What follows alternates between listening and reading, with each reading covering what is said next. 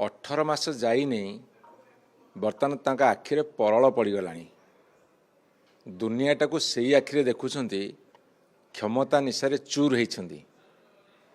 जदि चाषी ये जो असह्य थंडा जाड़ काकर रे मंडी रे धान थोक अपेक्षा कर कौ दिन सरकार धान उठेबे आती बेले आम कहबू जे चाषी ये राजनीति करुच्ची विरोधी दल प्रोत्साहन रे ताठू भली दुर्भाग्यर कथा आउ किछि नाही।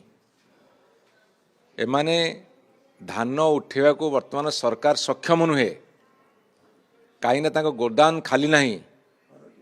केंद्र सरकार बड़ इंजिन ओडिशा को तो अनुदान देवा दूरे थाओ जी धान चाउल उठी जी धान चाउल संग्रह करा से उठौ नाहांती। एमाने मिलर को लगे सला कुस्ती करिसेंती मधुचंद्रिका करिसेंती। तुमे टिके मिछि मिछिका आंदोलन कर चाषींकर आक्रोश आम केमी वर्तीजु गोटे सुचिंतित योजना करिसेंती।